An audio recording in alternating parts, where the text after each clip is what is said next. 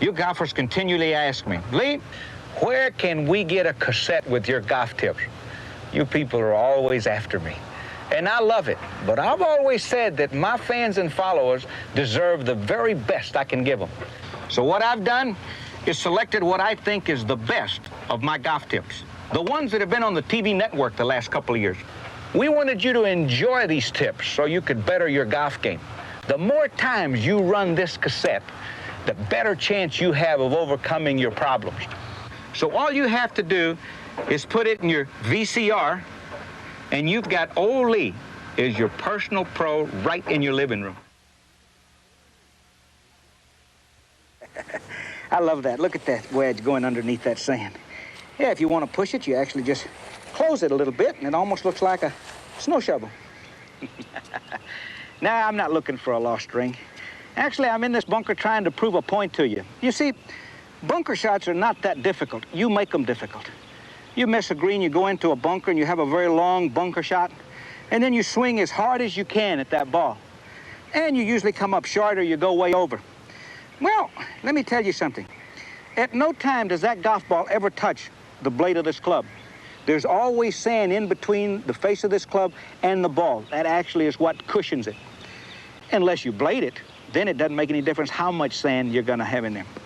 You see, the thing that you have to maintain to be a good bunker player is the same speed throughout the swing. It doesn't make any difference if the shot is only 12 feet or it's 60 feet. If you're going to swing this club at 35 miles an hour, you do it for all different lengths of bunker shots. All you have to do on a short bunker shot is open up the blade, simply because the sand is going to slide off of the club face much quicker and the ball is going to go a shorter distance. Let me demonstrate.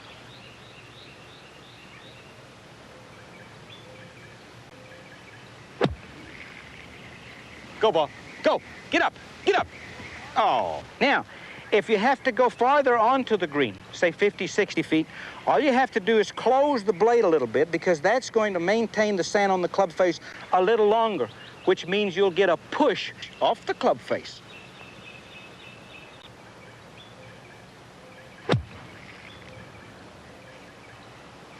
How about that? Now, there's only three things that you have to remember about bunkers. One is always maintain the same speed regardless of the length of the shot. Two, for the very short shots, open up that blade. Three, for the long ones, close that blade. It's not that difficult. All you have to do is practice it a little bit, and I think you'll become very good at it. Oh, I love doing this. It's good therapy. Well, I'm not going to throw this ball out of this bunker onto the green, but I just wanted to tell you a story. The other day I went out to the practice tee, going to hit a few balls before I went out with my friends, and a friend of mine says, Lee, says, you have got to help me out of these bunkers. I said, what seems to be the problem? He says, I can get out of the bunker. He says, but I'm generally to the left. The ball runs too far. He says, I can't get any height on the ball. Can't get it up. I said, you probably don't have the club open enough. He says, no, he says, I have it open. So I threw a ball down, just looked at his setup a little bit. He squared up to the target like you're supposed to, had his hands on there right. But before he went back, he took a little waggle, and then he opened the blade. Well, that's all well and good, and he thinks that he has the blade open, but you'll notice the mistake that he made. His right hand is too far underneath the club. What's going to happen here is when he comes back down into the hitting area is that the right hand is going to go back to square, which means he closes the blade of the club. Let me show you. Picked up too much sand, and the ball went over to the left. What you have to do here is you have to approach the ball just like my buddy did. Hands on it correctly. Take the right hand off. Turn the left hand to open the club face. Now take the right hand, put it on top to where you can see the first knuckle. Then all you have to do is execute the shot, and the right hand will stay square to the target. And that maintains the club face open all the way through the shot. That's all you have to remember. Make sure that the right hand is not too far underneath. Put the hand on top to where you can see the first knuckle.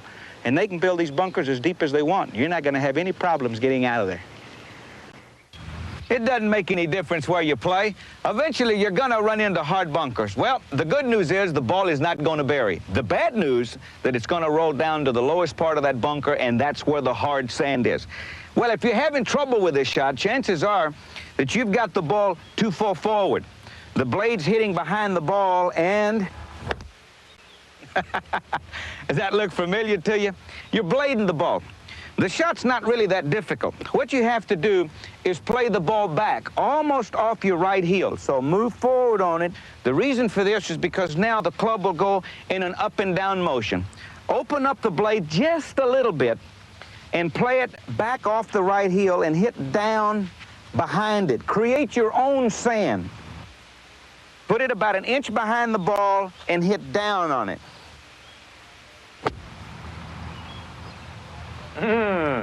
That ball came out a lot better than I thought it would. The good news, the ball's not going to bury. The bad news, it's a tough shot. Play it back, hit down on it, and it'll be a piece of cake for you. I hate golf courses with deep bunkers. Eventually, you're going to run into golf courses with lies like that in the bunker, an uphill lie. They should issue a ladder.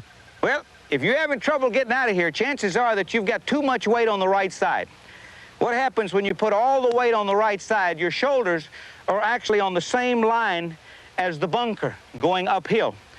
Now what happens is you stay too far behind the ball, hit too far behind it, and it stays right in the bunker. And what you have to do here is get all the weight over on the left side. Reason for this is you can see how it levels the shoulders out with the green. Reason for that is simply that it keeps the sand on the club face a little bit longer. Don't hit up on this ball. Keep the club in the sand all the way through. Ooh, that's a good shot. Don't forget, if you're having trouble getting out of here, chances are you're too far on the right. Get that weight on the left side and tell the pro you're not going to need that ladder today. It doesn't make any difference where you play. You're going to run into bunkers, and you're going to run into lies like this. What do you do with this lie? It's on an uphill. Your feet are outside the bunker. Well, let me show you what you have to do here. First of all, you have to bend down. You've got to reach the ball right down from the knees. Second, you make sure that the club is closed, not open when you get in there. It has to be closed. Third, which is more important, is that you make sure that your knees do not move in the swing. You pick the club up and you hit it without moving the lower portion of the body. Now, remember what I just told you? First, you bend down. Second, you make sure that the club is hooded. Third, don't move your body.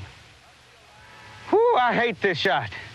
Uphill lie, ball being way up above your feet. You're having trouble coming out of this bunker, advancing this ball up to the flag. Chances are that you've got the club too open. What happens is that the toe of the club is coming in contact with the sand first.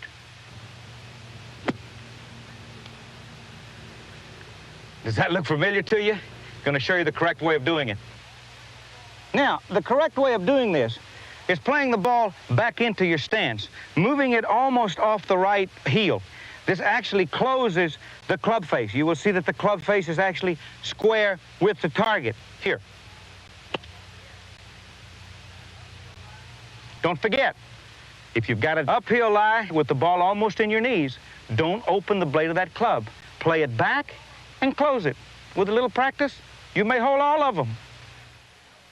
You know, when you hit a ball out of the fairway, you know you're in the bunker. Then you get the surprise of your life when you walk up there and you look down at a golf ball that's buried. And all of a sudden you panic because you really don't know what you're going to do with this thing. It's not that difficult. If you've had trouble leaving the ball in the bunker, chances are that you've tried it the old way, which we call the old way that you were always taught to close the club face, hit 2 inches behind the ball. The sand covers the ball up, never has a chance to clear that lip and get on the green. Let me show you the correct way of doing this. All you have to do is get all the weight over onto your left side, almost picking this foot up. This enables the club to work up and down in a chopping motion. You ever played billiards where you take a cue ball and you chop it, you make it spin back? This is the sensation that you're trying to have here in the hitting area. Hitting the ball as close as possible and leaving the club in the sand.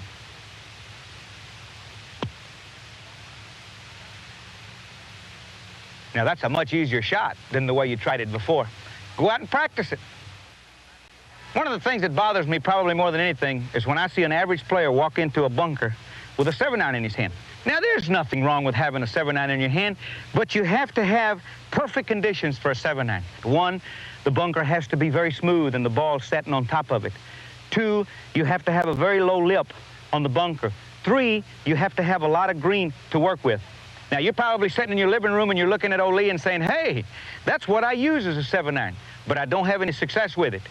Problem probably is that you're using too much hand action and you're either hitting the ball fat or you're blading it into the lip. Now, the correct way to do this is to actually use not only your putting grip, but also get closer to the ball and use your putting stroke. Now, remember, the most important thing in this swing is that your body is perfectly still.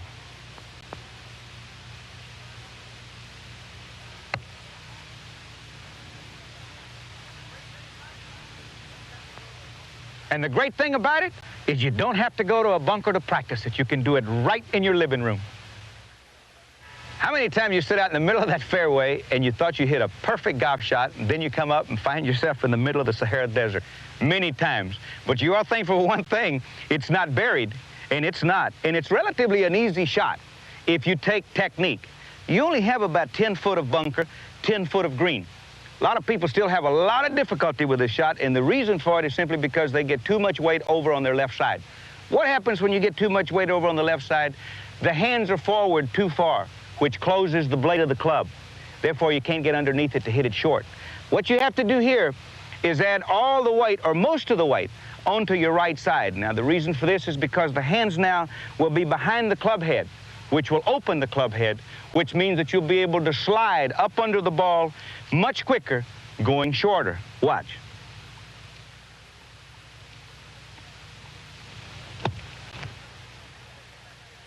Now, you think that was an easy shot? Let me take you back here and show you what a difficult long bunker shot is like. If you're having difficulty with the long bunker shot, chances are that you're using the same technique that you used on the short bunker shot, which means having the weight on the right, your hands in back of the club, opening the blade. Makes no difference how hard you swing. You're still not going to get the ball out of the bunker. You're going to leave it in there. What you have to do here is play the ball back approximately 6 inches into your stance. This enables your hands to move forward, which closes the blade of the club. The sand pushes the ball out. Don't forget, short bunker shot, open face. Long bunker shot, closed face, and move the ball back. I don't care how good you drive the ball, you're going to end up in a fairway bunker. Now, if you're having trouble hitting long irons from here to a green that's 175 to 180 yards, if the bunker has a very low lip on it, there's nothing wrong with using a 6-wood or a 5-wood or even a 4-wood. Now, all you have to do is make sure that you dig your feet in. Make sure that the lower portion of the body doesn't move. Hit it with the upper portion.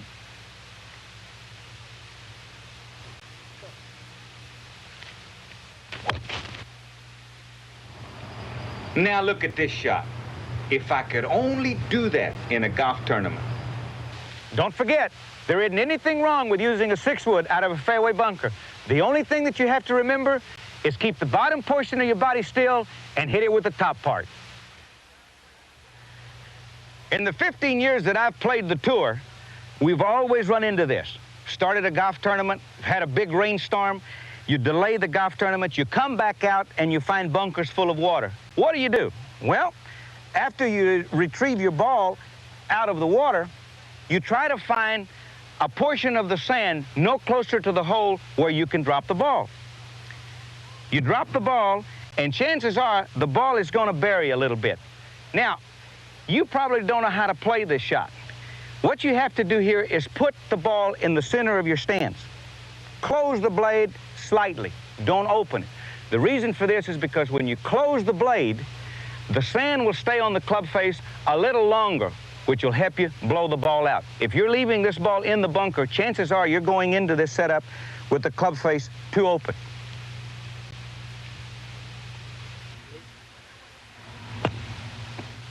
Now, that wasn't that difficult, was it? If you remember the two things, play the ball back into your stance, close the face a little bit. I don't think you'll have any problems playing wet bunkers. I guess it looks like I'm fixing to get on the horse, huh? Well, not really. I'm trying to figure out how I'm going to play from this high bunker to this green that slopes away from me. What I've figured out here is trying to keep the bottom portion of my body as still as possible. To do this, I've taken the right foot and I've pointed it to the right of the ball about 10 to 15 degrees. Taken the left foot and I've pointed it to the left of the ball about the same amount of degrees. Taken the knees and I've pushed them towards the toes, almost sitting down like you're riding a horse. This will enable you to keep the bottom portion of the body very, very still. Let the arms and the shoulders do whatever's natural.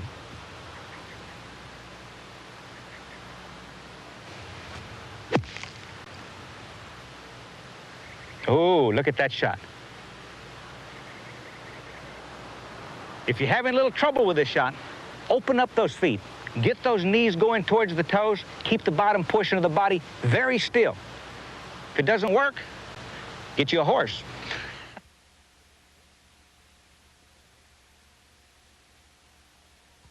Whoa, whoa, whoa, whoa, whoa, whoa, whoa, whoa, whoa, whoa, whoa, whoa, whoa. A little lucky. I had all this grass here to stop me. That ball looked like it was going in that water. How many times has this happened to you? Looks like you've hit a good shot. It's gotten on this downslope and it's trickled all the way down into this tall grass. Now you're faced with this severe slope, hitting to a very firm green. Flag is tucked very close to you. You having a little problem with this shot? For instance, ball coming out low left, rolling back down the hill. Well, chances are that that right hand could be too far underneath. As you're slowing down into the hitting area, the club is actually closing on you. The grass is wrapping around the hosel of the club. Or could you be jabbing it, actually sticking the club in the ground? That's caused simply because you're leaning on the club. You're actually pushing the back of the grass down and you're trying to see the back of the ball. Results, snapping the club straight up, putting it down into the ground. Now, this could help you on this particular shot. The next time you get in this tall little rough with a little delicate shot, hold the club up off the ground like a bunker shot. Chances are that you have the right hand too far underneath. This is making the club close on you. Also, the grass is wrapping around the hosel. What you have to do here is try and get the knuckle, the right knuckle, on top here. This will maintain the club face open all the way through the shot. Let me demonstrate it for you.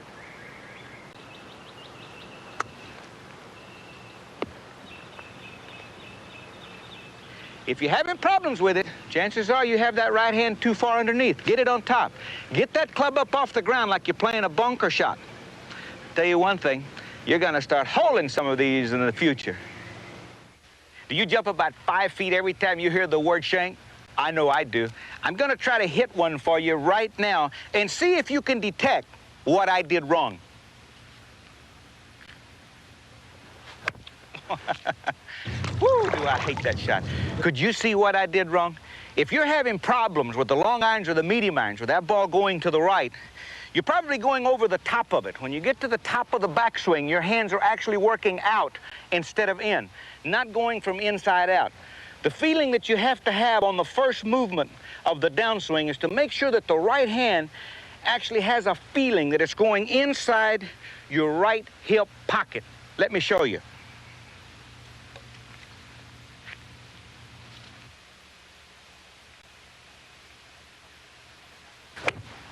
Yeah, that's perfect. That's going right at the green.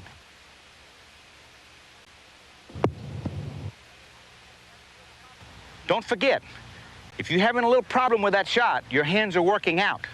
Make sure that they stay very close to the right side, like they're going into your hip pocket. Now, if you're saying to old Lee, I'm not having any problem with that long iron or the 5-iron. My problem is around the green with that little pitch shot or the little chip and run shot. Let me demonstrate that one for you.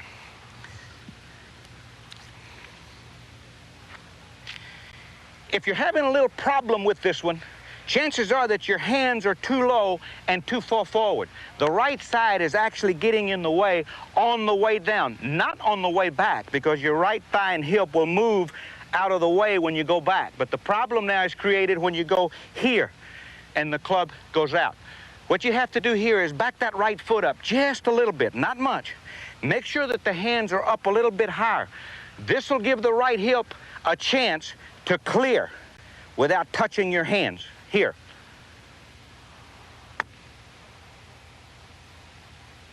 Perfect. Don't forget, those long irons, that hand has to come very close to the right thigh. The short iron, just get them up. Have some fun with it. You won't shank another golf ball. We've got another little chip shot for you here, and it is a difficult one. Because if you've missed that green and you've missed those bunkers, chances are that you've got an uphill chip over a bunker. Well, some of you have a difficult time with this shot, and the chances are that you're using a sand wedge. Now, you're probably saying, well, I use a sand wedge all the time. What happens is because you have this incline, you're actually adding loft to the club. And chances are that you're coming up short. A good club to use here is an 8-iron. Now, an 8-iron has only 43-degree loft on it, but once you've put it down with that incline, it actually works like a pitching wedge or a sand wedge.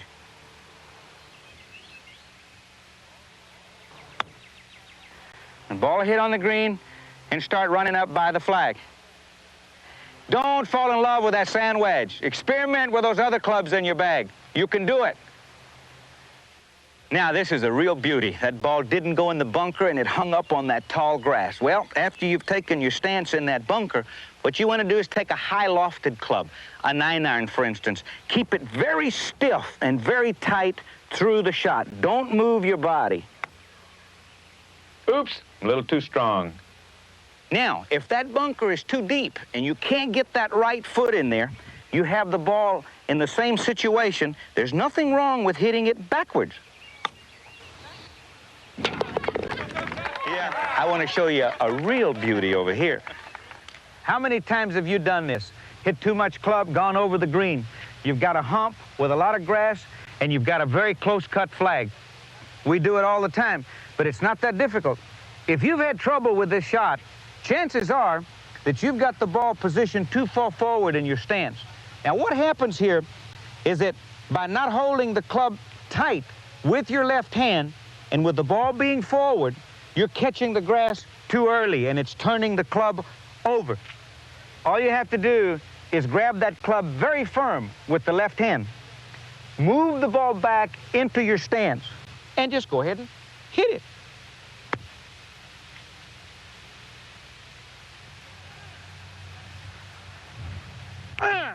I've really got myself in a lot of trouble here. I've gotten behind this tree. I've got to get over it. I can't go to the right. I can't go to the left. What do? I take a sand wedge and I open it right up. But the secret is to play it like a bunker shot. Don't ground your club. Hit down through it hard. And it'll get right up over that tree. Don't forget, if you get behind a tree like this, open up that blade. Don't ground your club. Use your head when you get around the green. How many times have you found yourself in this situation? You've driven the ball straight down the middle of the fairway, and there you are in a divot. Well, it's not that difficult to get out of this situation. All you have to do is play that ball back. Hood that club just a little bit. Now, use the club that it takes for that distance, but remember, if you use a 7, you're actually making it a 6-iron. Hit down and through this ball, not up. Keep that weight on the left side, hit down, and it does help to be strong. You have to use a lot of the green because the ball's going to come out of there low. Don't forget, play the ball back, hood that club, hit down and through it. I've got a beauty I want to show you over here. And then you're going to have lies like this, hard pan. Well, you have to play it approximately the same way that you did the other one. Play it back into your stance and hood the club just a little bit. Now, you do have to remember that this is a piece of cake for old Lee, because this is exactly what I learned to play on. Going to come out of there a little low. Don't forget, if you're not playing golf courses with a lot of grass, you're going to have a lot of hard pan. Play it back, hit down on it, and have some fun with it.